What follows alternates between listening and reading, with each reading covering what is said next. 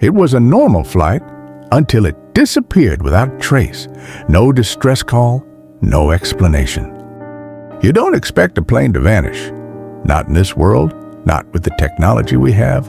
We can FaceTime across continents, track packages in real time, and yet, on March 8th, 2014, a Boeing 777 carrying 239 people just disappeared. Flight MH370 left Kuala Lumpur at 12:41 a.m., bound for Beijing. It was a red eye, like hundreds of others every night. Parents, couples, students, business travelers, some were sleeping, some flipping through magazines, a few probably texting loved ones before takeoff. Nothing felt unusual, nothing seemed off. It was supposed to be routine. Then, somewhere over the South China Sea, things went silent. At 1:21 a.m., the plane's transponder, its way of telling air traffic control where it was, shut off. The last words spoken from the cockpit were calm, uneventful. "Good night, Malaysian 370. After that, nothing. No mayday, no distress call, just radio silence. By morning, the plane hadn't landed in Beijing. It never even came close. Families waiting at the airport stood behind barriers, craning their necks for the first passengers to walk off. Then came confusion, then panic, and soon, an awful truth. No one knew where the plane was. It had vanished. At first, people thought maybe it had crashed near Vietnam.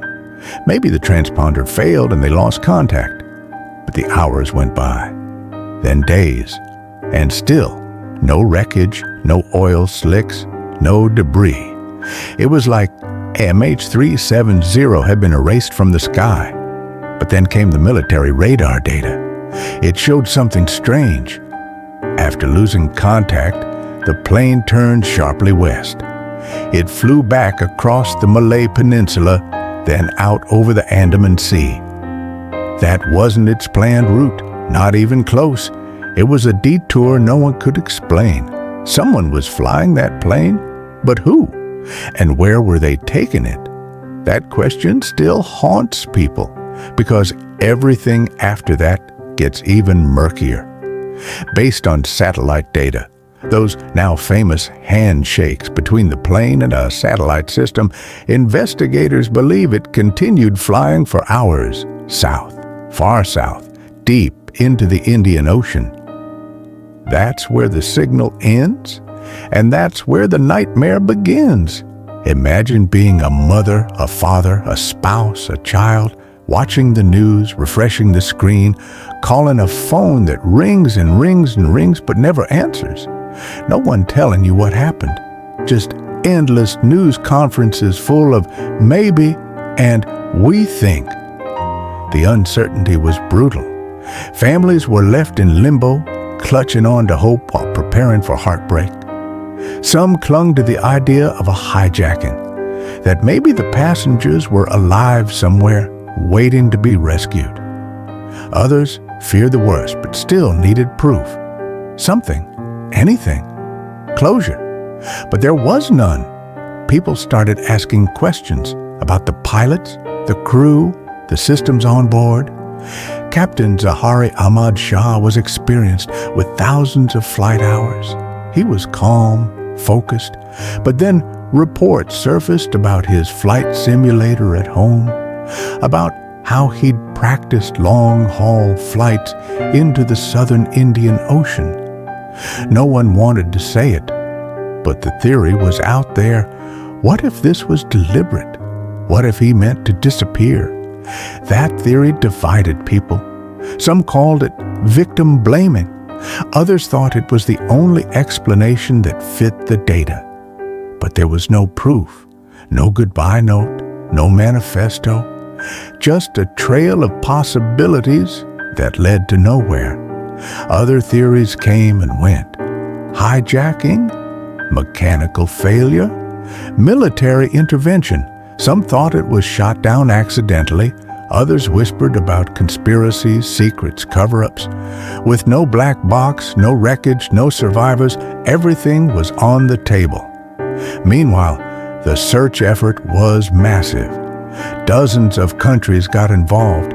Planes scoured the skies. Ships combed the seas. Satellites scanned the vast ocean. But it was like chasing a shadow. The Indian Ocean is enormous, deep, dark, and unforgiving. Weeks turned into months. The story faded from headlines, but for the families, nothing faded.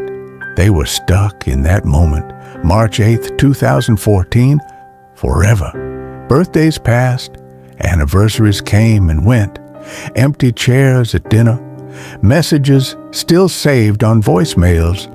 1 year later, still nothing. It wasn't until July 2015, nearly a year and a half later, that a piece of the plane finally washed up on Réunion Island, a tiny French territory east of Madagascar. It was a wing flaperon, clearly from a Boeing 777, clearly from MH370. That piece changed everything and nothing. It confirmed a plane had crashed, that everyone was almost certainly gone. But it didn't explain why. It didn't answer the big questions. It just made the pain real again. More fragments were found in the following years, scattered along beaches and shores across the Indian Ocean. But the bulk of the wreckage still missing. The black boxes, silent. The truth, out of reach. And yet, the families still hoped. Because how do you stop hoping when the person you love is missing? Hope becomes a form of survival, a kind of oxygen you can't let go of no matter how heavy the grief gets. They organized, they demanded answers. They pushed governments and aviation authorities to keep searching, to not give up. But eventually, even the official investigation lost momentum.